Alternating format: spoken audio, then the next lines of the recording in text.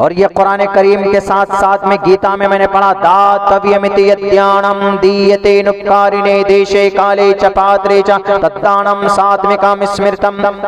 अगर कोई भूखा है उसको खाना खिला दो, अगर कोई बीमार है तो उसका ले जाकर मधुबनी के अंदर या फुलपरास के अंदर उसका इलाज करा दो, दरभंगा के अंदर उसका इलाज करा दो, या अगर कोई और जरूरतमंद है उसके घर पर, उसके छत पर, उसके सर पर छत नहीं है तो टीन का शेड डाल दो, ये दान है। कुरान करीम में इसको ज़कात के नाम से ताबीर किया है। और अगर किसी के पास दौलत है तो उस पर ज़कात अदा करना 2.5% कम जरूरी है, फर्ज है। कुरान में भी है, गीता में भी है, दातव्यमिति यद्यानम दीयते नुपकारिणे देशे काले च पात्रे च तद्दानम सात्विकम स्मृतम। दान है। रावण का जुल्म बढ़ा, सीता मैया का अपहरण किया तो श्री रामचंद्र जी और अर्जुन, श्री रामचंद्र जी और लक्ष्मण ये दोनों मिलकर सुखदेव के पास गए और वहां पर हनुमान जी को साथ लेकर, पूरा लंबा वाकया है, शॉर्टकट में बोलता हूं, हनुमान जी को साथ लेकर ये रावण के किले में गए और रावण का वध किया कि नहीं किया? क्योंकि रावण राक्षस था, रावण ने सीता मैया के ऊपर जुल्म किया, उनको गलत तरीके से अपहरण करके धोखा देकर उनको अपने पास रखा। इसी वजह से श्री रामचंद्र जी ने उसका वध किया, क्योंकि वह राक्षस था। तो इससे साफ पता चलता है कि जमीन पर अगर कोई राक्षस होगा तो उसको मारना पाप नहीं है। जैसे पांडवों के ऊपर कौरवों का जुल्म बढ़ा, कौरवों ने इतना जुल्म किया, इतना जुल्म किया कि पांडवों की जिंदगी दोभर हो गई थी। तो उसके बाद श्री कृष्ण जी की शक्ल में विष्णु ने 8वां अवतार लिया, इसलिए कि गीता के अंदर यह बात कही गई, यदा यदा ही धर्मस्य कला निर्भवति भारत अभ्युत्थानम धर्मस्य तदात्मानं सृजामहे। इस जमीन के ऊपर जब कोई धर्म की हानि करता है, जब कोई अच्छाई को खत्म करता है, तो परमात्मा इंसानी रूप धारण करके इस जमीन के ऊपर आता है। लेकिन जब कौरवों का जुल्म पांडवों पर बढ़ा, जब उनको उनकी जमीन से बेदखल कर दिया गया, जब उनको उनका हक नहीं दिया गया, उनकी प्रॉपर्टी को नाजायज तरीके पर कौरवों ने छीना और झपटा, तो श्री विष्णु ने 8वां अवतार कृष्ण जी की शक्ल में लिया है। और कृष्ण जी ने आकर कहा कि अर्जुन उठा तीर और तलवार, इन कौरवों का वध करो, इन्होंने तुम्हारे ऊपर जुल्म किया है। श्री अर्जुन ने कहा कि हम नहीं लड़ सकते क्योंकि हमारे रिश्तेदार है। तो उस वक्त श्री अर्जुन ने क्या कहा? श्री अर्जुन को श्री कृष्ण जी ने ये अल्फाज कहे, कुतस्तवा कश्मलिदम विस्मय समुपस्थितम अनार्य जुष्टम कीर्ति कर्म जुनः ए शत्रुतिर हृदय दौर्बल्यम। अर्जुन तीर उठा, मुकाबला कर इन कौरवों का, इसलिए कि ये नास्तिक हैं, ये राक्षस है, राक्षस, मुकाबला करना पड़ेगा। पूरी महाभारत भरी पड़ी है। गीता का पहला मंत्र जंग से शुरू होता है, धर्म क्षेत्रे कुरुक्षेत्रे समवेता युत्सवः मामका पांडवाशय किम कुरुवत संजय। इसी जंग को कुरान में जिहाद से ताबीर, मानो का कलिमा है ला इलाहा इल्लल्लाह मुहम्मदुर रसूलुल्लाह। हिंदू भाइयों का कलिमा है ब्रह्म सूत्र एकम ब्रह्म द्वितीयो नास्ते नेना नास्ते किंचन एकम एवं अद्वितीयम। क्रिश्चियनों का है there is no God, there is non God but Mohammad Isa is the last messenger of one God. दूसरी जगह पर and this word has been replaced, दूसरी जगह पर यह कहा गया है कि there is no God but one God and Mohammad is the last messenger of one God. क्रिश्चियनों का यह मंत्र है। सिखों का मंत्र क्या है? सिखों का मूल मंत्र है एक ओंकारा सतनाम करता अभिरुद्ध नरवु नरवीर अकाल मूरत अजवनी से भुंगुर प्रसादी। ये बेसिक मंत्र हैं सबके। लेकिन भारत के संविधान का मूल मंत्र क्या है? उसका मूल मंत्र है we the people of India. ये भारत के संविधान का प्रियाम्बुल है। इसमें कहा कि we the people of India, हम सब भारत के वासी, हम सब भारत के लोग हैं। हमारे हिंदुस्तान का मजहब क्या है? हमारे हिंदुस्तान का मजहब न क्रिश्चियन है, न हिंदू है, न जैन है, न सनातन है। हमारे इस देश का जो मजहब है वो भारत का संविधान है। और हमारे देश का जो झंडा है वो ये तिरंगा है। Of Allah the most gracious the most merciful, my lord expand me my breast ease my task for me, remove the impediment from my speech so they may understand what I say. दातव्यमिति यद्यानं दीयतेनुपकारिणे देशे काले च पात्रे च तद्दानं सात्विकं स्मृतम्। राजा तो धर्मस्य तो स्यात् परजानाम चोपकारक। राज्यं धर्मेण यो भारतास्य राज्यनाति यज्ञः। जा नरपति प्रजा दुखदाता सो नर तुरत नरकमहो जाता। बहुनाम जन्मनामन्ते ज्ञानवान् मां प्रपद्यते वासुदेव। सर्वमिति समहात्मा सुदुर्लभः। उदारा सर्व एवैते ज्ञानी तात्मेव मयि मतम्। आस्थितः सहि युक्तात्मा मामेवामुत्तमां गतिम्। ओम नमः भगवते वासुदेवाय विश्वेश्वरा आदि पुरुष अपरंपार अल्लेख पुरुषा नमः। सदर जलसा स्टेज पर मुअज़्ज़ज़ उलमाए किराम और इस दीनी तालीमी इस्लाह माशरा कॉन्फ्रेंस के बैनर तले जमा होने वाले मुश्तरका मजमा गयूर मुसलमानों और हमारे सनातनी भाइयों और पर्दे में बैठी हुई हमारे समाज के इज़्ज़तदार माँ और बहनों, तालीमी बेदारी के उन्वान पर यह जलसा है और माशरे की इस्लाह पर उस उन्वान से भी ये जलसा है। माशरे की इस्लाह के लिए तालीम बहुत ज़रूरी है, एजुकेशन और ज्ञान बहुत ज़रूरी है। जब तक हम अपने समाज में तालीम को आम नहीं करेंगे, नॉलेज और ज्ञान बढ़ेगा नहीं, तो माशरे की बुराई का खात्मा हम कर नहीं सकते। इसीलिए ज़रूरी है कि हम अपने बच्चों को तालीम से आरास्ता व पैरास्ता करें। आपको शायद याद होगा, जो बच्चे हिस्ट्री के स्टूडेंट हैं, तालिबे इल्म हैं, उनको मालूम है कि एक साउथ अफ्रीका का एक बहुत बड़ा सियासी लीडर नेल्सन मंडेला 40 साल तक उनको जेल में रखा गया।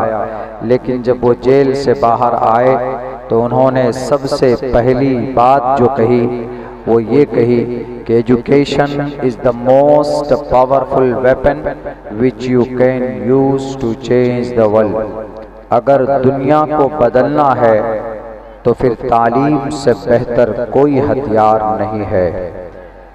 और ये इतना ज़रूरी है कि अल्लाह के नबी अलैहिस्सलातु वस्सलाम को जब नबूवत मिली तो नबूवत में सबसे पहला पैगाम आसमान से ज़मीन पर जो अल्लाह ने भेजा वो तालीम ही का पैगाम भेजा।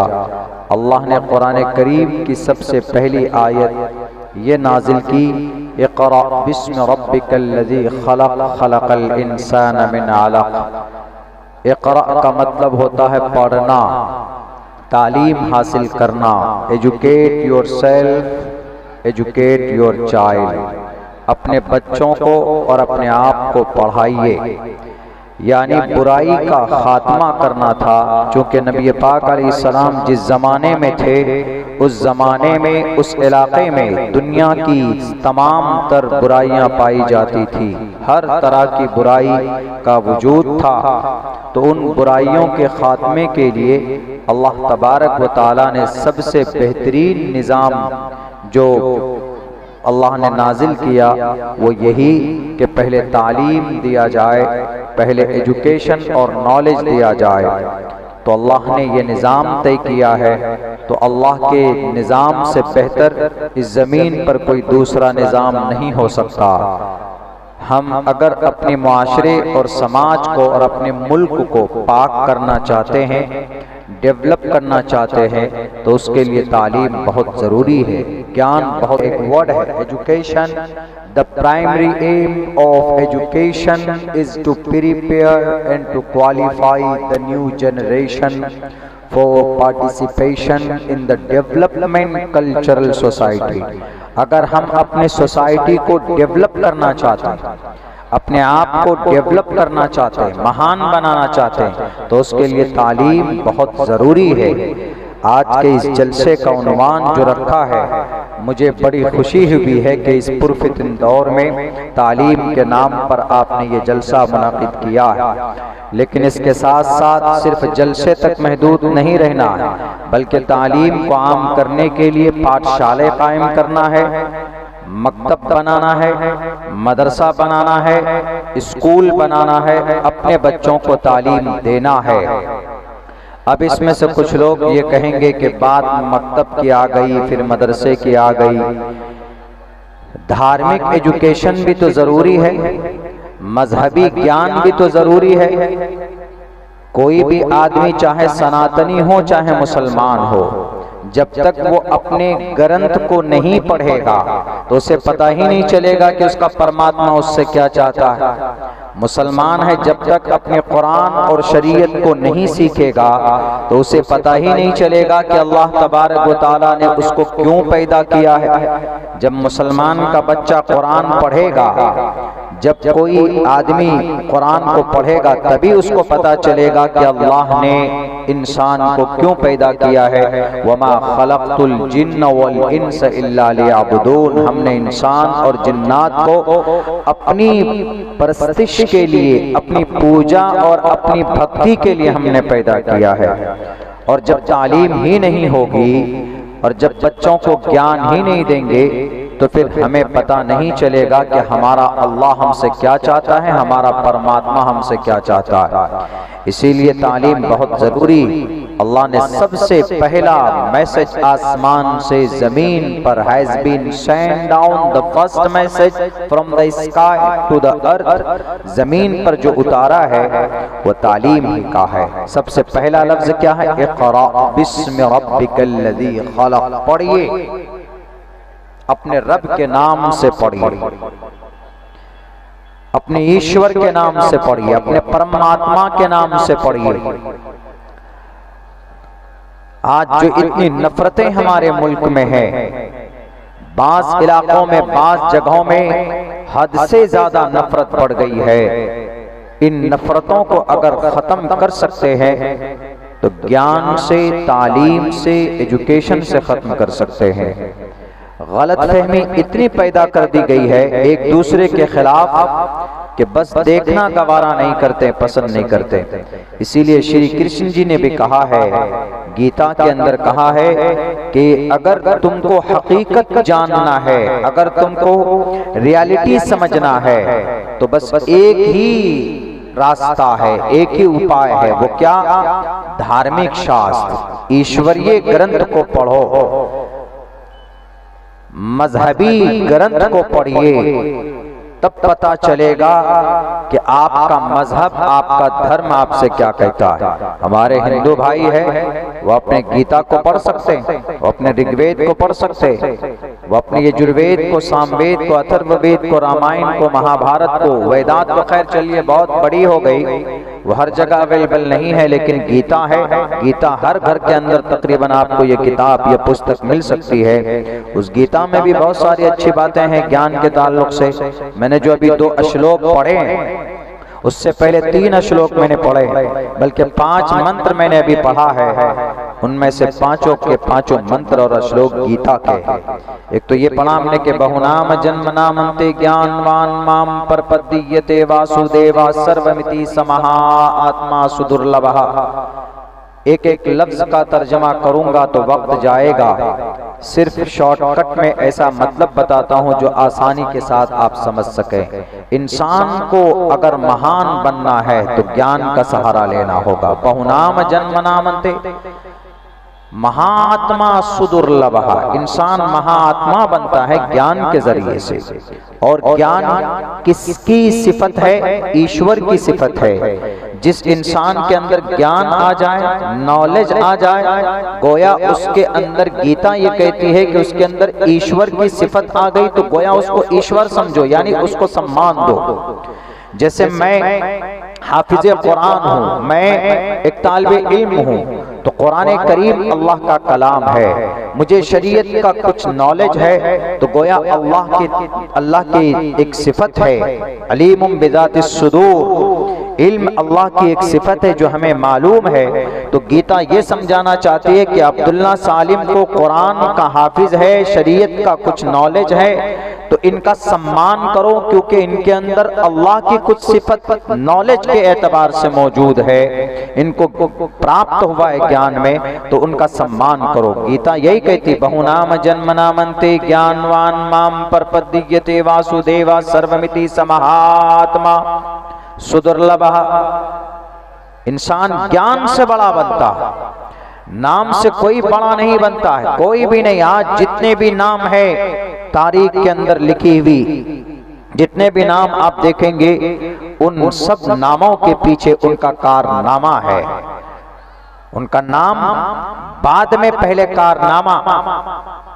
फला साहब कौन है जी, उन्होंने ये तारीख रकम की थी। फला साहब कौन है जी, आप देख लीजिए, हिस्ट्री उठाकर देख लीजिए। हमारे भारत के अंदर, मुल्क हिंदुस्तान के अंदर सियासी एतबार से देख लीजिए और साइंस के एतबार से देख लीजिए, ज्ञान के एतबार से देख लीजिए, हर फील्ड के अंदर अगर आज की तारीख में कोई नाम लेता है अबू बकर मोहम्मद बिन ज़करिया राज़ी का, तो इसलिए लिया जाता है कि उसने डॉक्टरेट के अंदर में सबसे बड़ा काम अंजाम दिया है, दुनिया का डॉक्टर का इमाम माना जाता है। मुल्क हिंदुस्तान के अंदर अंग्रेजों से लड़ने वाले हिंदू मुसलमान सब, भगत सिंह का नाम लिया जाता है क्योंकि उन्होंने अंग्रेज के शर्तों को न मानते हुए इस देश को आजाद करने के लिए फांसी के फंदे पर लटक गए, शहीद हो गए इस देश के लिए। कारनामा उनका बड़ा था। तो कारनामे की वजह से इंसान महान बनता है, पैदाइशी एतबार से कोई महान नहीं बनता है कि नहीं पैदा हो गए बड़े खानदान में, मंत्री जी के घर में पैदा हो गए तो बड़ा हो गया, नहीं। अल्लाह ने ये कहा है कि तुम चाहे सैयद हो, तुम चाहे चौधरी हो, कोई सरोकार नहीं, कोई फर्क नहीं पड़ता। तुम्हारा अमल कैसा है, तुम्हारा अमल अच्छा है तो इन्न अकरमकुम इंदल्लाहि अतकाकुम, अगर तुम सबसे ज्यादा अल्लाह से डरते हो तो अल्लाह तबारक व तआला के नजदीक तुम्हारी you will be acceptable, you will be respectable, तुम्हारी इज्जत होगी, अदरवाइज तुम रिजेक्टेबल हो, काबिल सम्मान नहीं हो। यही बात गीता के अंदर भी कही गई है कि आदमी नाम के एतबार से, खानदान के एतबार से छोटा हो सकता है, जैसे शूद्रो ब्रह्मण तामिति ब्रह्मणश्चैति शूद्रताम, शूद्र मतलब नीचे बिरादरी। नापाक तर्जमा नहीं कीजिए, इसका इंसाफ नहीं होगा। शूद्र का मतलब नीचे बिरादरी का आदमी, छोटे बिरादरी का आदमी अपने काम के जरिए से बड़ा हो सकता है, महान हो सकता है। एग्जाम्पल मौजूद है, जैसे डॉक्टर भीमराव अंबेडकर साहब। अभी हमने 26 जनवरी मनाई, सन 2026 में 26 जनवरी को जश्न मनाया, हमने झंडा फहराया। किस लिए? हम में से लोगों को मालूम है कि 26 जनवरी को देश का कानून लागू हुआ। देश आजाद तो 15 अगस्त को हुआ 1947 को, लेकिन जब इस देश को कानून लागू किया गया, कानून जब इस देश में बना तो 1950 को 26 जनवरी को देश का कानून लागू हुआ। इस देश के कानून को बनाने वाला कौन? इस देश के कानून को बनाने वाले 7 लोग थे, उनका जो सदर था वो डॉक्टर भीमराव अंबेडकर साहब थे। नीचे बिरादरी से आते थे, बहुत छोटे बिरादरी से आते थे, जिसको इतना सम्मान, इतनी इज्जत नहीं दी जाती है, लेकिन डॉक्टर भीमराव अंबेडकर का सब सम्मान करता है क्योंकि उन्होंने काम इतना बड़ा किया है कि भारत की तकदीर लिखी उन्होंने, देश का संविधान उन्होंने लिखा, और इस देश को एक ऐसा संविधान लिखा जिसका मूल मंत्र क्या है? उसका मूल मंत्र न हिंदू, न मुसलमान, न क्रिश्चियन, न जैन, न बौद्ध, मुसलमानों का कलिमा है ला इलाहा इल्लल्लाह मुहम्मदुर रसूलुल्लाह। हिंदू भाइयों का कलिमा है ब्रह्म सूत्र एकम ब्रह्म द्वितीयो नास्ते नेहना नास्ते किंचन एकम एवं अद्वितीयम। क्रिश्चियनों का है there is no God, there is non God but Mohammad Isa is the last messenger of one God. दूसरी जगह पर and this word has been replaced, दूसरी जगह पर यह कहा गया है कि there is no God but one God and Mohammad is the last messenger of one God. क्रिश्चियनों का यह मंत्र है। सिखों का मंत्र क्या है? सिखों का मूल मंत्र है एक ओंकारा सतनाम करता अभिरुद्ध नरवु नरवीर अकाल मूरत अजवनी से भुंगुर प्रसादी। ये बेसिक मंत्र हैं सबके। लेकिन भारत के संविधान का मूल मंत्र क्या है? उसका मूल मंत्र है we the people of India. ये भारत के संविधान का प्रियाम्बुल है। इसमें कहा कि we the people of India, हम सब भारत के वासी, हम सब भारत के लोग हैं। हमारे हिंदुस्तान का मजहब क्या है? हमारे हिंदुस्तान का मजहब न क्रिश्चियन है, न हिंदू है, न जैन है, न सिख, न सनातन है। हमारे इस देश का जो मजहब है वो भारत का संविधान है। और हम भारत का झंडा तीनों को एक जगह पर मिलाकर कहा गया कि भाई तिरंगा भारत का झंडा, बैरक है, हम उस तरफ नहीं जाएंगे। तो कहने का मकसद यही था। एग्जाम्पल हमने इसलिए दिया कि डॉक्टर भीमराव अंबेडकर एक बहुत छोटी कम्युनिटी से आने के बावजूद भी आज हर कोई उनका नाम अगर लेता है तो पूरे सम्मान के साथ लगता है। क्यों? क्योंकि वो छोटी कम्युनिटी से आने के बावजूद भी उन्होंने इस देश को एक ऐसा कानून दिया, एक ऐसा खूबसूरत कानून दिया कि जिस कानून के मुताबिक हमारा देश चल रहा है। अगर इस कानून का कहीं पर उल्लंघन होता है तो तभी दंगे फसादात होते, तभी लड़ाई और झगड़े होते। वरना अगर इस देश के कानून के हिसाब से देश चले तो कोई लड़ाई नहीं होगा।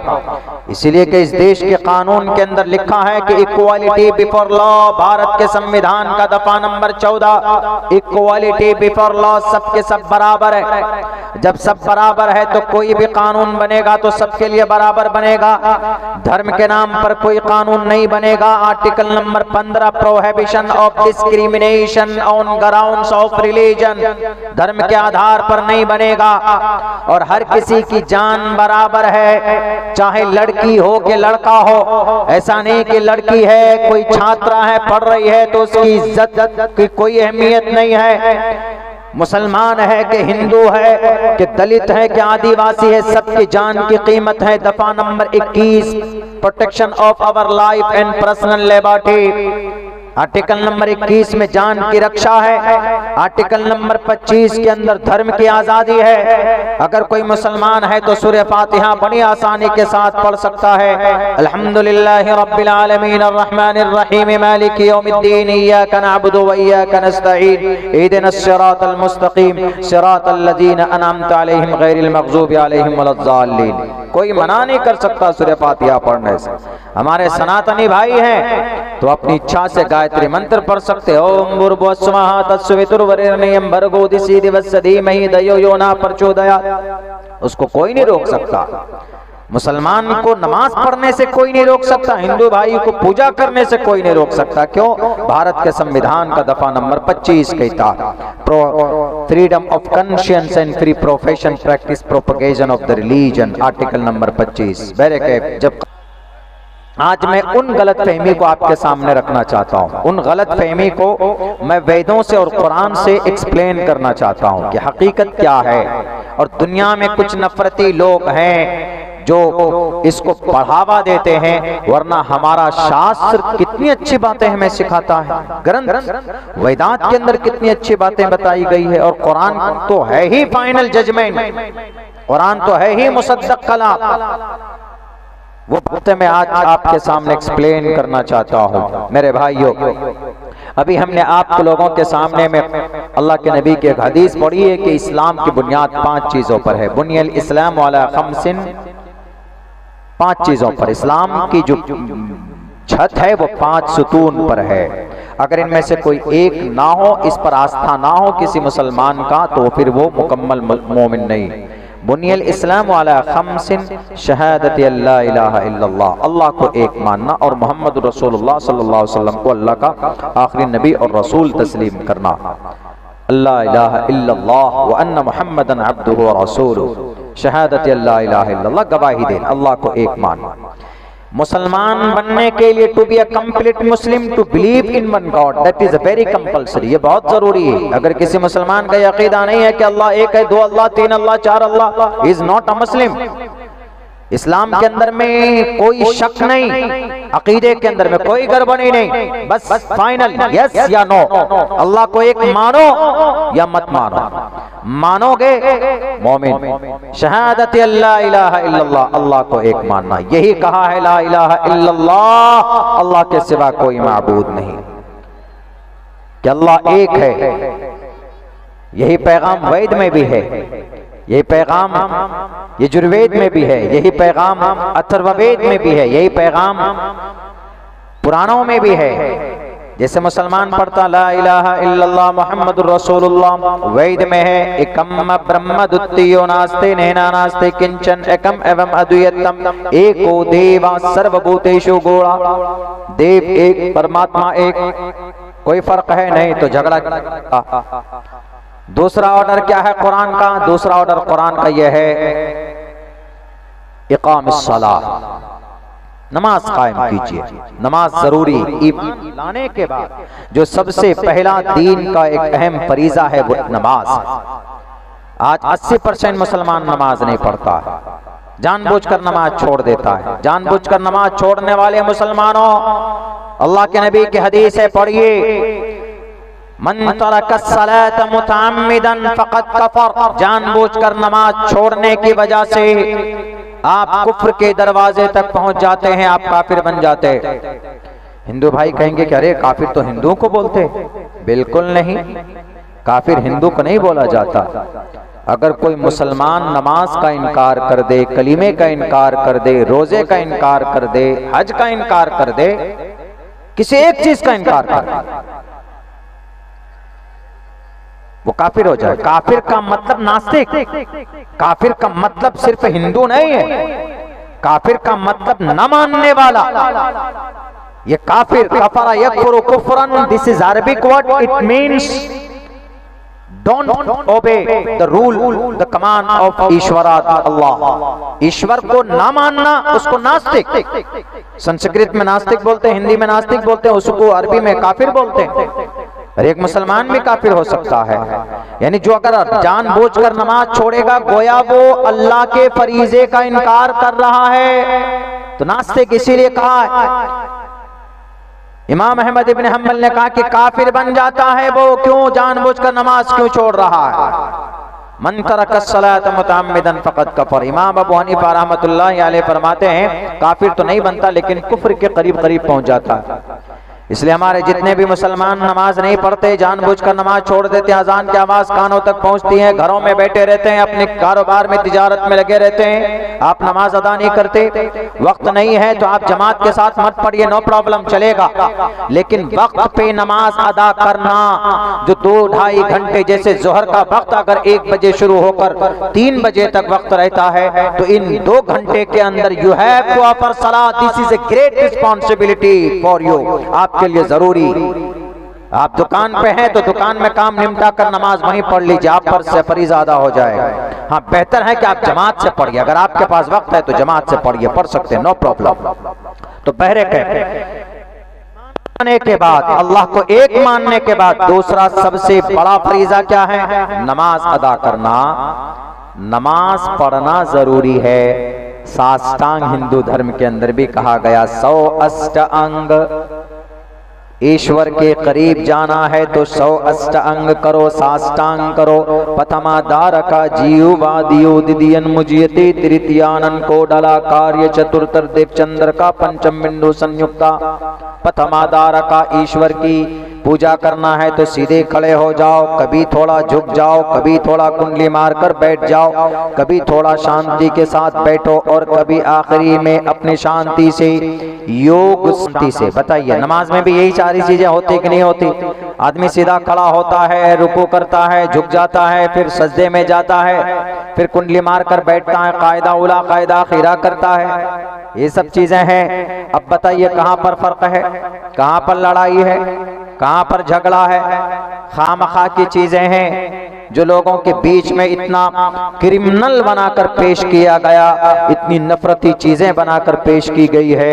यही कुछ लोग बोलते हैं कि नहीं, मुसलमान नमाज पढ़ता है तो इस नमाज के अंदर में सूरह फातिहा पढ़ता है, और सूरह फातिहा के अंदर में ऐसी बातें कही गई है कि मौलाना लोग और इमाम नमाजी लोग मस्जिद से निकलते हैं तो जिहादी बन के निकलते हैं। कुछ लोग कहते हैं, मीडिया वाले कहते हैं।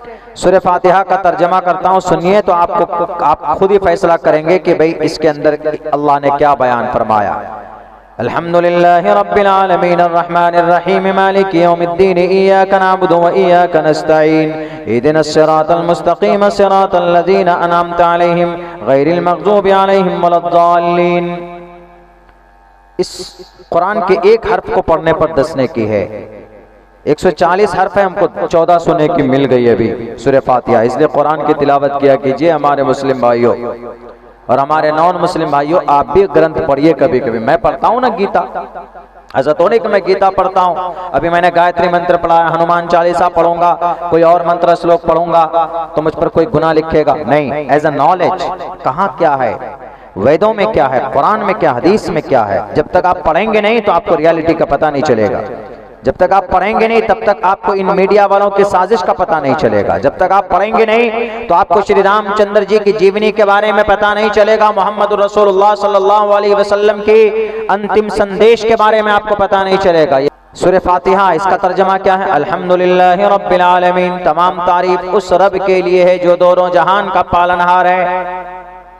ऋग्वेद का पहला मंत्र अग्नि मीले, सारी प्रशंसा उस अग्नि के लिए है, उस ईश्वर के लिए है, उस ईश्वर के लिए तमाम प्रशंसा उस अग्नि के लिए है। अग्नि मतलब ईश्वर की एक सिफत है। सारी प्रशंसा उस परमात्मा के लिए है।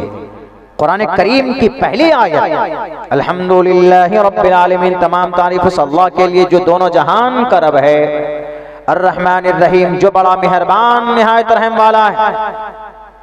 मालिक यौमिद्दीन, जो क़यामत के दिन का मालिक है। इय्याका नअबुदु, ए अल्लाह हम तेरी ही इबादत करते हैं। व इय्याका नस्तईन, ए अल्लाह हम तुझी से मदद तलब करते हैं। इहदिनस सिरातल मुस्तकीम, ए अल्लाह तो हमें सीधे रास्ते की रहनुमाई फरमा। सिरातल लज़ीना अनअमता अलैहिम, जिन पर आपकी कृपा हुई, जिन पर आपकी नियामतों की। या अल्लाह आप हमें उन लोगों के रास्ते पर चलाइए, गैरिल मग़ज़ूबि अलैहिम, और उन लोगों के रास्ते पर बिल्कुल भी मत चलाइए जिन पर तेरा गज़ब गुस्सा नाजिल हुआ है और जो लोग गुमराह हो गए। ये तर्जमा सूरह। रावण को जो मारा था सीता मैया का जब अपहरण हुआ था तो क्या हुआ? तो दोस्ती हुई थी, जंग हुई थी ना वहां, उसी जंग को जिहाद बोलते हैं। मर्यादा पुरुषोत्तम श्री रामचंद्र जी ने कि इसका ऑर्डर कुरान के साथ साथ वेदों में भी है। मेरे कैफ तो दूसरी चीज इस्लाम की बुनियाद, मैं आऊंगा उसके ऊपर भी आऊंगा आखिर के अंदर। दूसरी चीज क्या है? नमाज अदा करना। नमाज पढ़िए आप। तो नमाज में सबसे पहली चीज मुसलमान सूरह फातिहा पढ़ता। अल्लाहु अकबर बोलने के बाद सना पढ़ता है, सुब्हानकल्लाहुम्मा बिहम्दिका व तबारक अस्मुका व तआला जद्दुका व ला इलाहा गैरुक। उसके बाद सूरह फातिहा पढ़ता, फिर कोई भी सूरत मिला देता है कुरान करीम की, कोई भी आयत छोटी सूरत मिलाकर अपनी अपनी नमाजें पूरी करते हैं मुसलमान। तो ये नमाज में पढ़ी जाती। तीसरी चीज क्या है? इक़ामुस्सलाह व ईताइज़ ज़कात, ज़कात दो, दान करो। अक़ीमुस्सलाह व आतुज़ ज़कात, ज़कात दीजिए, दान दीजिए। दान देना पुण्य का काम है। अगर आप दान देते हैं तो इस दान को अगर आप सदक़े की नियत करके देते हैं तो बड़ी परेशानी से आप बच जाते हैं। दान देना चाहिए, गरीबों की मदद करना चाहिए, ये दान है। अगर आपके माशरे के अंदर, आपके समाज के अंदर कोई गरीब बच्ची है, उसकी शादी कराना, उसमें मदद करना दान है। और ये कुरान करीम के साथ साथ में गीता में मैंने पढ़ा, दातव्यमिति यद्यानम दीयते नुपकारिणे देशे काले च पात्रे च तद्दानम सात्विकम स्मृतम।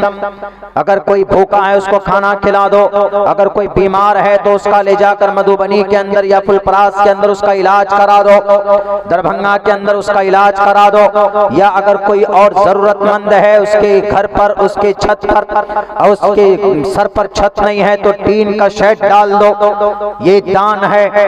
कुरान करीम में इसको ज़कात के नाम से ताबीर किया है। और अगर किसी के पास दौलत है तो उस पर ज़कात अदा करना 2.5% कम जरूरी है, फर्ज है। कुरान में भी है, गीता में भी है। दातव्यमिति यद्यानम दीयते नुपकारिणे देशे काले च पात्रे च तद्दानम सात्विकम स्मृतम। दान है। इसी दान को मुसलमान वक्फ बोलते हैं, वक्फ की प्रॉपर्टी उसी को बोलते हैं। अगर कोई अल्लाह के रास्ते में दान कर दे, वक्फ की प्रॉपर्टी। ये मस्जिद है, जमीन अल्लाह के रास्ते में वक्फ कर दे किसी ने, इसी को वक्फ बोलते हैं। दान करना बताइए कौन सी चीज गलत है जनाब? आज तो खामखा मुसलमानों को, कुरान को, शरीयत को इतना बड़ा वो बना दिया है कि इस देश को, ये इस दुनिया को खत्म करने वाली कोई कानून अगर कोई है तो ऐसा बना दिया है कि ये शरिया कानून है। अरे शरिया कानून एक ऐसा कानून है, अगर उसको लागू किया जाए तो पूरी दुनिया के अंदर अमन और शांति आ सकती है। शरिया कानून के अंदर किसी पर जुल्म नहीं होता। इसको तो बोल बोल कर लोगों ने इतना वो बना दिया है। शरिया कानून में क्या होता है? किसी की कोई चोरी नहीं करेगा, किसी बेटी की इज्जत लूटी जाएगी तो जानी को छोड़ा नहीं जाएगा। अज़्ज़ानियतु वज़्ज़ानी फजलिदू कुल्ल वाहिदिन मिनहुमा, पटना की बेटी की इज्जत लूटी गई, उससे पहले कलकत्ता में एक बेटी की इज्जत लूटी गई, उससे पहले उत्तर प्रदेश के अंदर एक बेटी की इज्जत लूट कर उसको जलाकर भस्म कर दिया गया। खुदा का कुरान कहता है, और फिर वो लूटने वाले, इज्जत लूटने वाले रेपिस्ट लोग, बड़े बड़े सुपर पावर ताकत, बड़े बड़े लोगों से उनके मरासिम होते हैं। कोई किसी मंत्री का बेटा होता है तो कोई मंत्री का दोस्त होता है, तो उसको जनाब उसको अलग से उनको प्रोटेक्शन दे दी जाती है कि नहीं जनाब उस पर कार्रवाई नहीं होगी। लेकिन खुदा का कुरान कहता, अगर कोई इस धरती पर किसी बेटी की इज्जत लूटता है, जिना करता है, उसको पकड़ा जाए और लोगों के सामने में उसको कमर तक धंसाओ और फिर उसको इतना पत्थर बरसाओ कि उसको मार दो जान से। क्यों? क्योंकि उसने एक बेटी की इज्जत लूटी है। अब उस गरीब बच्ची का क्या कसूर था जो पटना के अंदर अपनी पढ़ाई के लिए, अपने एक सपने को पूरा करने के लिए, देश को एक आगे ले जाने के लिए डॉक्टर बनना चाहती थी, लेकिन उस बेटी की इज्जत लूटी गई। आज तक उसके मुजरिमीन पकड़े नहीं गए और फिर उसको छोड़ दिया गया। बचाने की पूरी कोशिशें की जा रही।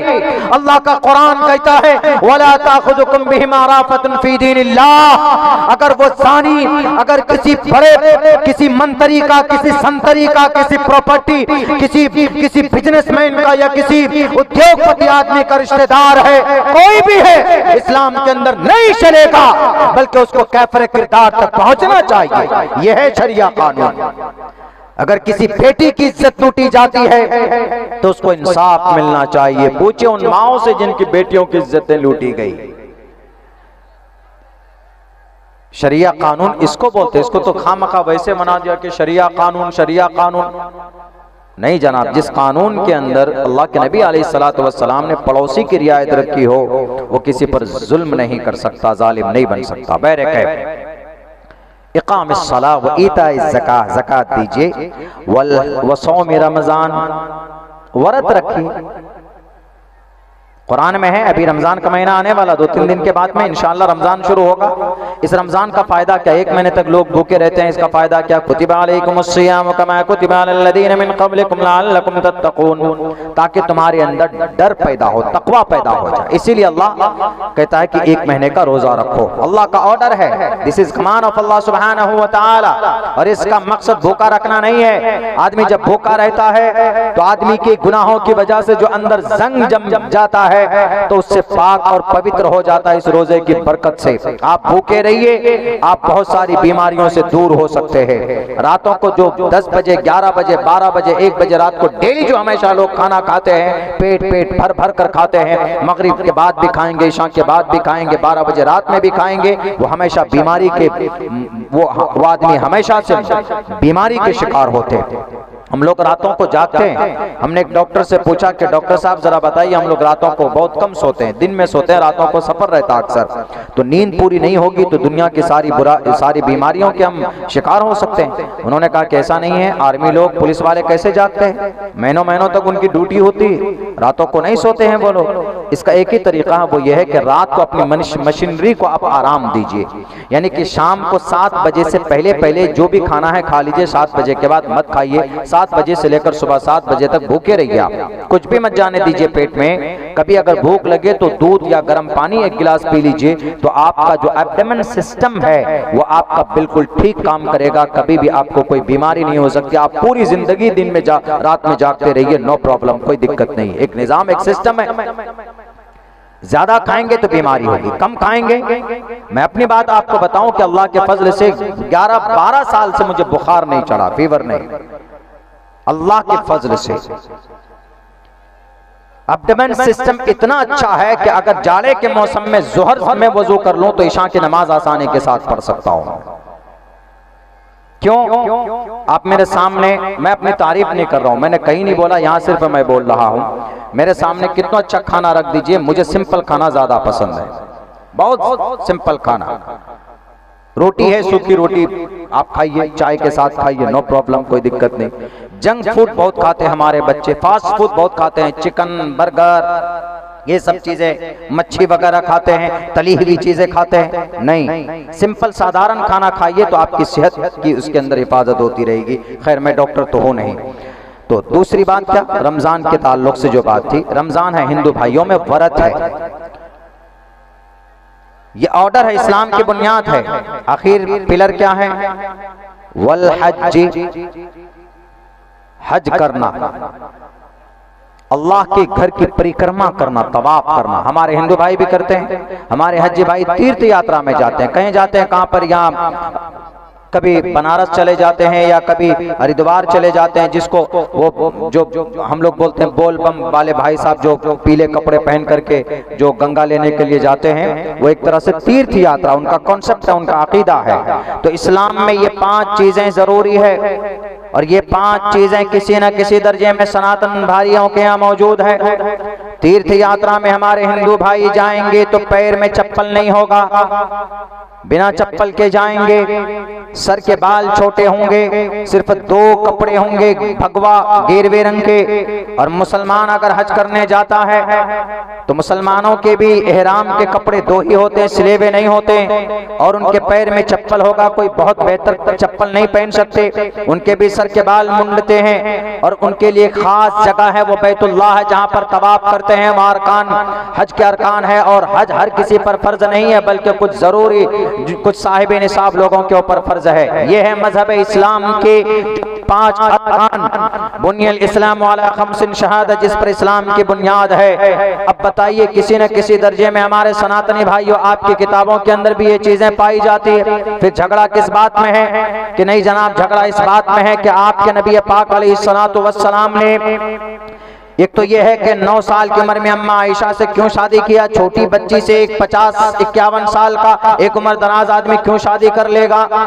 पहले जमाने में ऐसा होता था, गलत नहीं, आज भी होता है। साउथ के अंदर में एक बूढ़ा आदमी, कम से कम 65 साल की उम्र का, एकदम लंबी लंबी सफेद दाढ़ी है, उसने 45 साल की एक लेडीज से, एक हीरोइन से, वहां के टीवी सीरियल में काम करने वाले एक्ट्रेस से शादी किया, नो प्रॉब्लम। हमारे मध्य प्रदेश के जो दिग्विजय सिंह साहब हैं, उसने एकदम बिल्कुल यंग 25 साल की, उनकी उम्र कितने साल है? 70 साल, और 25 साल के हीरोइन से शादी की है। मोहब्बत का, शादी का वो कोई वक्त नहीं होता। अल्लाह के नबी अलैहिस्सलातु वस्सलाम ने 51 साल की उम्र में, अगर साल की उम्र में अम्मा आयशा से विवाह किया तो गलत नहीं है, हदीस में मौजूद है, इसमें कोई शक नहीं। क्योंकि महाभारत में लिखा हुआ, रामायण में लिखा हुआ, महाभारत के अंदर है, ये खुले लफ्जों में जो मंत्र मैं पढ़ रहा हूँ, दोनों मंत्र है क्या? कि त्रिशदशो दश वर्षा भार्गो विंदेन नग्न काम, 21 वर्षा वा 17 वर्षा वाप्नुयात। 21 वर्षा, 30 बरस का लड़का 10 बरस की लड़की से नग्नी कर सकता, नग्नी मतलब विवाह कर सकता है। और नग्नी ऐसी औरत को 30 दश वर्षा भार गोविंदे ने नग्नि काम, नग्नि ऐसी बच्ची को बोलते हैं जिसका महीने का खून जारी ना हुआ हो, यानी कि वो नाबालिग हो, वो बालिग ना हो भी हो। महाभारत का यह श्लोक है। आपको अगर चाहिए तो मैं इसका रेफरेंस देकर आपको भेज सकता हूं, इसकी और डिटेल्स के साथ में। 30 दश वर्षा, 10 बरस की लड़की से नग्नी कर सकता है। 30 बरस का यंग लड़का अगर शादी करना चाहे तो नो प्रॉब्लम कर सकता। आपसे 3500 साल पहले ये निजाम था, तभी महाभारत के अंदर लिखा हुआ। आगे का मंत्र क्या कहता है? 21 वर्षा वा 17 वर्षा वाप्नुयात। 21 बरस का लड़का, संस्कृत में विंशति 20 को बोलते हैं, विंशति 20 को। जैसे एको 1, द्वे 2, त्रीणि 3, चत्वारि 4, पंचावती 5, सस से सप्त 7, अष्ट 8 नव 9 दश 10 एकादश 11 द्वेदश 12 त्रयोदश 13 चतुर्दश 14 पंचादश 15 सप्तादश 16 अष्टादश 17 अष्टोदश 18 नवदश 19 विंशति 20 एकविंशति 20 21 एकविंशति वर्षा 21 वर्षा 21 वर्ष का लड़का एकविंशति वर्षा वा सप्रा सप्त 7 को बोलते थे 7 से भी 7 बरस की लड़की से 21 वर्ष का लड़का विवाह करना चाहे तो कर सकता है। यानी ये पता चल रहा है कि महाभारत में 3-3.5 हजार साल पहले ये सिस्टम था, उस जमाने में था, लेकिन इसको झगड़े की बात इशू ही नहीं बनाना। अम्मा आयशा 9 साल की उम्र में बालिगा थी, बड़ी थी वो, जो कि अरब में जाएंगे तो अरब कंट्री गर्म है और गर्म माहौल के अंदर में लोग बच्चियां और बच्चे बहुत जल्दी बालिग हो जाते हैं, क्योंकि माहौल का आबो हवा का असर पड़ता है। कहीं के लोग गोरे होते हैं, कहीं के लोग काले होते हैं। वेस्ट इंडीज के लोग काले क्यों होते हैं?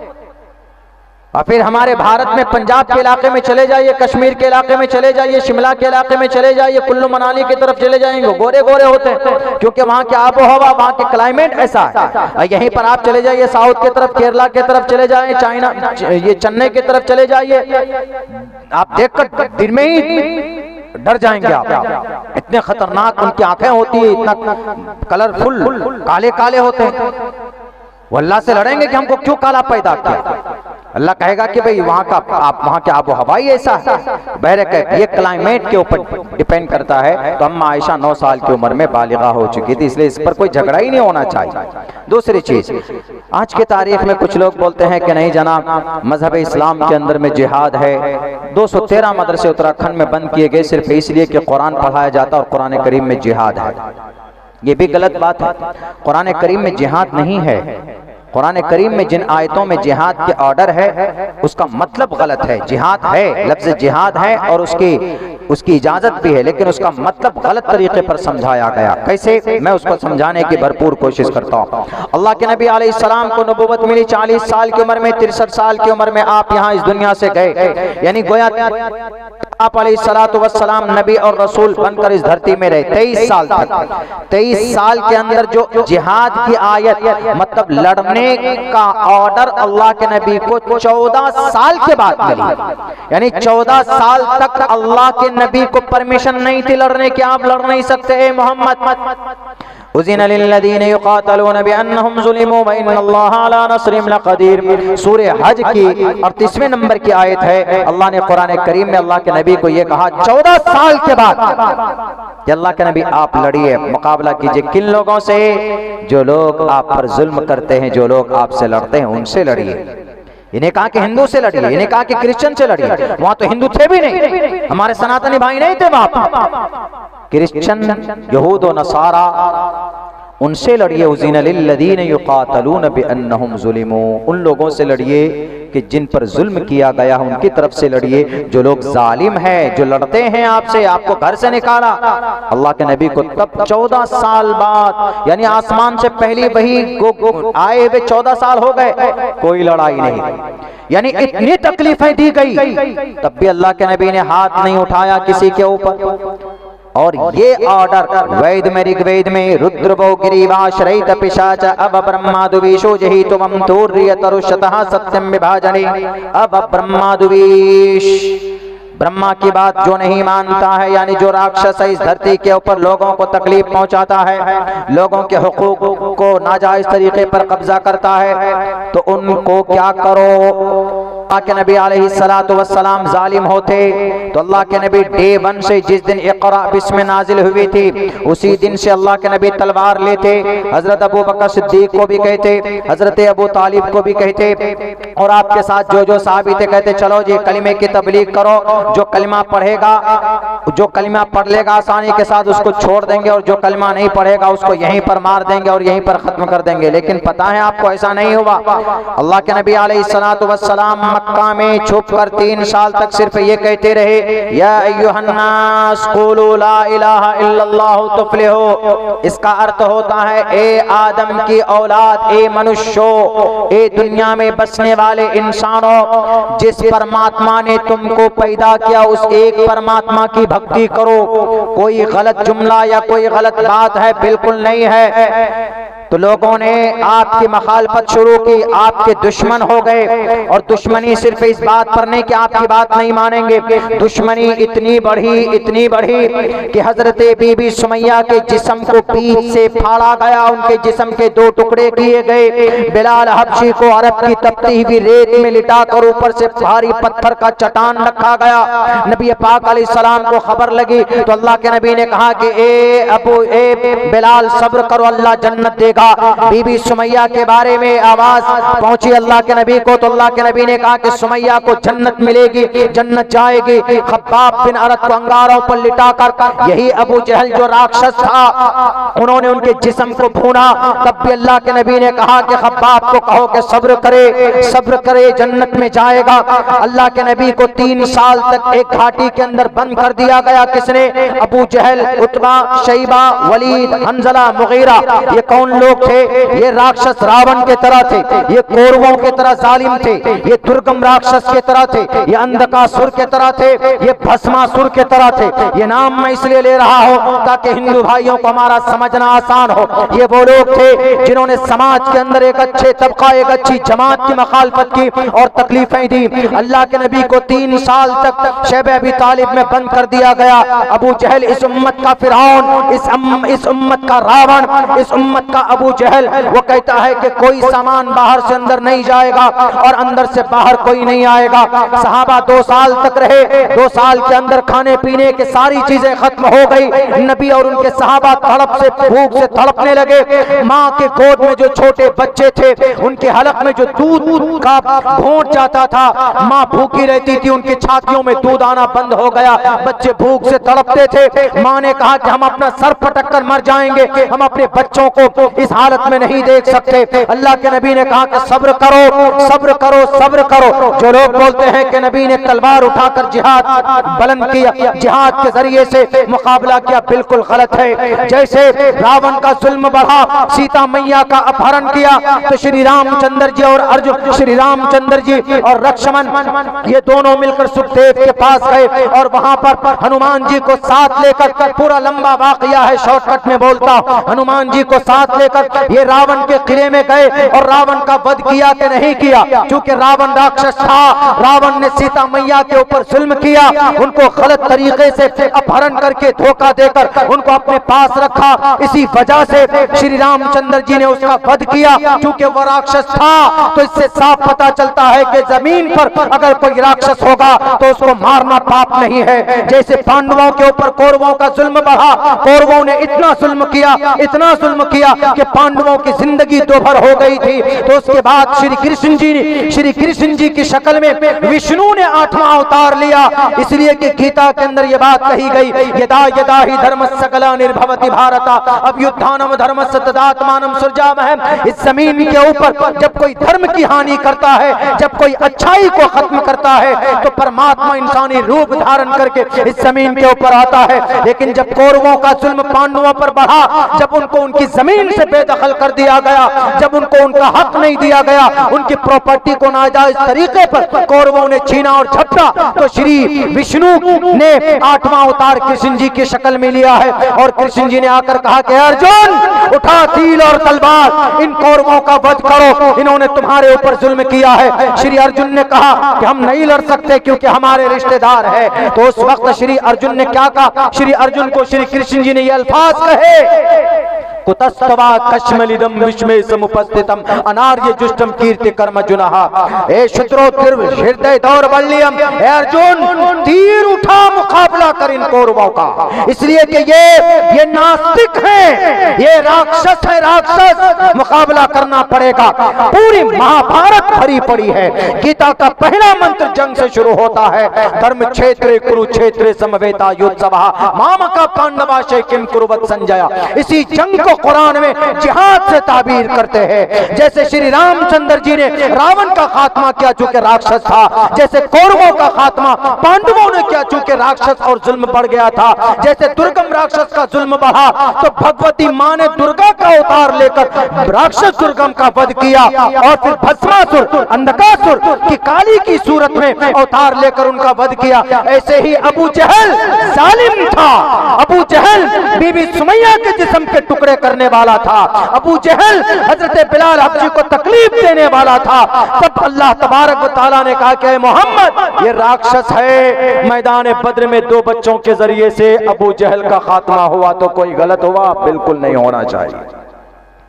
इसी अरे कोई बाबा है, कोई शाह है, इससे देश थोड़े ना तरक्की करेगा कि नहीं इनके ऊपर में काम करेंगे देश तरक्की करेगा। कुछ ज्ञान प्राप्त करो, नॉलेज प्राप्त करो, आगे बढ़ो। तो ये कुरान करीम के ताल्लुक से, मजहब इस्लाम के ताल्लुक से जो जिहाद का कॉन्सेप्ट है ये गलत है। आप कहेंगे कि मौलाना तो उस आयत की क्या तशरीह करेंगे जिसमें कहा गया फ़क़्तुलुल मुशरिकीन, हिंदू को जहां माओ पाओ कत्ल कर दो। ये तर्जमा करते हैं। मुशरिक हिंदू को नहीं बोलते हैं, सिर्फ मुशरिक हर उस आदमी को बोला जाता है जो अल्लाह के साथ किसी और को शरीक करते हैं, अल्लाह के साथ परमात्मा के साथ किसी और को शरीक करते हैं, उसको मुशरिक कहा जाता है। और फिर अल्लाह के नबी अलैहिस्सलातु वस्सलाम जब मदीने से जब मक्का से मदीना आए, आप 13 साल तक मक्का में रहे, कोई लड़ाई नहीं। 1.5 साल तक जब मदीने में रहे तो यहूदियों से मुआदा हो गया था कि लड़ाई नहीं करोगे, लेकिन कुछ यहूदी अबू जहल से मिलकर नबी को कत्ल करना चाहते थे। तो अल्लाह तबारक व तआला ने वही के जरिए से कहा कि मोहम्मद तुम्हें खबर नहीं, तुम्हारी साजिशें चल रही इसीलिए साजिश करता लग जाता। नहीं, ईश्वर का के करीब होना है तो उनके नाम को तस्बीह के तौर पर पढ़ो। अल्लाह का कुरान कहता है वज़क्किर फ़इन्न ज़िक्रा तनफ़उल मुमिनीन, अल्लाह का नाम, अल्लाह का जिक्र करो। कुरान करीम में ये आयत है अल्लाह का जिक्र कीजिए तो जिक्र करना नफा देगा। ऐसे ही प्रश्नोत्तरी का मंत्र है कि हे वो ब्रह्म गतिस्तान्ति सत्संगतिर्दान विचारतोषा, ईश्वर के करीब बनना चाहते हो तो जय श्री राम का नारा नहीं बल्कि ईश्वर के विशेषताओं का वर्णन करोगे तो ईश्वर तुमको मिल जाएगा। जैसे वाल्मीकि रामायण एक डाकू होने के बावजूद भी 11 साल तक बैठकर एक दरख्त के नीचे में राम राम राम राम राम राम ये माला जपते जपते उनको इतना नॉलेज प्राप्त हुआ कि रत्नाकर जो एक डाकू था वो एक संत बना, वो एक पुरोहित बना, वो एक महापुरुष बना। तब श्री रामचंद्र जी पर सबसे पहली किताब लिखने वाला वाल्मीकि रामायण। रत्नाकर जो एक डाकू था, लंबी चौड़ी हिस्ट्री है, हिंदू भाई से पूछ लीजिएगा। तो हमारे आजकल के जितने भी नौजवान समझने की बात है, तो ये समझिए सियासत को, ये समझिए आज की कुछ साजिशों को जो लड़ा रहे हैं हमें और आपको। लड़ने की जरूरत नहीं है, इसलिए ज्ञान दीजिए अपने बच्चों को, तालीम दीजिए अपने बच्चों को, पढ़ाइए अपने बच्चों को। मुसलमान समाज की बेटी अगर पर्दे में रहती है तो कोई हिंदू भाई ये ना सोचे कि बेटी तरक्की नहीं कर सकती। पर्दा इसलिए कुरान का ऑर्डर है, कुल लिल मुमिनाति यग़ुज़्ज़ुना मिन अब्सारिहिन्ना, नीचे निगाहें नीचे रखे, सिर्फ औरत के लिए नहीं मर्द के लिए भी। प्रश्नोत्तरी में भी है यत्र नार्यस्तु पूजन्ते रमन्ते तत्र देवता तत्र तास्तु न पूजन्ते न रमन्ते न तत्र देवता। जिस घर में बेटी बसती है उस घर के अंदर में बेटी का सम्मान होता है तो वहां पर ईश्वर की कृपा होती है। कितना अच्छा श्लोक है, मंत्र है, हम तो अपने जलसों में मुस्लिम भाइयों को भी सुनाते हैं, कितनी अच्छी बातें कही गई है। मेरे भाइयों और भी मुकर्रिरीन हैं, उनको भी सुनना है, लेकिन मैं इतनी बात इन द एंड आखिर के अंदर ये कहूँगा आप सबसे कि बस अपने बच्चों को ज्ञान दीजिए, तालीम दीजिए। हिंदू मुसलमान जो करना चाहता है उनको अपने समाज के अंदर में बिठाकर समझाइए, सबक दीजिए कि भाई हम इस देश के अंदर हम एक माँ बाप के संतान है, एक माँ बाप के संतान है, एक ईश्वर आप मानते हैं ऐसे ही एक अल्लाह मुसलमान मानता है। क्योंकि मुसलमानों का कुरान कहता है कुल हुवल्लाहु अहद अल्लाहुस समद लम यलिद वलम यूलद। हमारा यह अकीदा है, इसके बगैर हम कुछ नहीं कर सकते, हम किसी और खुदा को नहीं मान सकते। हिंदू भाइयों आपके यहाँ भी है कि भाई एक ही ब्रह्मा है, एक ही ईश्वर है। जब ईश्वर एक तो तस्सयते भक्तिवान से श्यामा, एक ही परमात्मा की पूजा करेंगे। मुसलमानों का अकीदा है कि दुनिया खत्म होगी, क़यामत का अकीदा है। या अय्युहन्नासु इत्तक़ू रब्बकुम इन्न ज़लज़लतस्साअति शैउन अज़ीम यौम तरौनहा तज़हलु कुल्लु मुर्ज़िअतिन अम्मा अर्ज़अत। क़यामत आएगी, पूर्णात् पूर्णमुदच्यते पूर्णस्य पूर्णमादाय पूर्णमेवावशिष्यते। इसका एक तर्जमा पंडित केवल आनंद जोशी ने ये किया है कि ओम पूर्णमिदः ए ब्रह्मा ए विष्णु ए शिव। ओम बोलने से तीन परमात्मा का नाम आता है, कौन? ब्रह्मा का, विष्णु का, शिव का। ये इस मंत्र का एक्सप्लेन करके मैं अपनी बात खत्म करता हूं। ओम ए ब्रह्मा ए विष्णु ए शिव, इस जात को जिस ब्रह्मा ने, जिन तीनों शक्ति ने बनाया है, इस ब्रह्मांड को यानी सूर्य लो और पृथ्वी लो, पाताल लो और पूरे 8 जो प्लैनेट हैं और अनकाउंटेबल जो हमारे गैलेक्सी और सिस्टम में, सोलर सिस्टम में है, ये जितने भी हैं लोग हो सकते हैं, सबको जिस परमात्मा है, जिस ब्रह्मा ने बनाया है, वही ब्रह्मा एक रोज इसको महाविनाश करेगा यानी खत्म करेगा। इसी को महाप्रलय बोलते हैं। और जब महाप्रलय, महाविनाश का दिन होगा, उस दिन हालत इतनी खतरनाक होगी कि लोग एक दूसरे को देख नहीं पाएंगे, नशे की हालत में होंगे, परेशान होंगे। तो इसीलिए उस मंत्र के आखिर में कहा ओम शांति ए ब्रह्मा ए विष्णु ए शिव, शांति रखिएगा, शांति रखिएगा। जैसे मुसलमानों का अकीदा है कि जब क़यामत आएगी तो आदमी को नशे की हालत में लोग देखेंगे, व तरन्नास सुकारा व मा हुम बिसुकारा, लेकिन वो नशा की हालत नहीं, बल्कि वो खतरनाक अल्लाह की तरफ से मजबूत सख्त गिरफ्त और अजाब होगा क़यामत, कल क़यामत के दिन में। इसीलिए मैं कहता, बल्कि अगर आपने किसी के ऊपर नाइंसाफी की है तो यमराज आएगा और आपकी आत्मा को, कोई भी आदमी अगर किसी पर जुल्म करता है जमीन के ऊपर, तो यमरूपम भयंकरम, यमराज देवता आता है, उसकी आत्मा को ऐसे खींच कर लेकर जाता है कि वो उस वक्त तड़पने लगता है। जैसे खुदा का कुरान कहता है कि अगर कोई नेक आत्मा है, अगर कोई अच्छी रूह का आदमी है, तो बड़ी आसानी के साथ उसकी जान निकलती है। लेकिन अगर कोई बहुत ज्यादा शरीर बदबख्त है तो उसकी जान को निकालता है, तो वो जान कभी उंगली में, कभी पैरों में, कभी सर के बाल में जाकर उनकी रूह छुपती है। वन्नाज़ियाति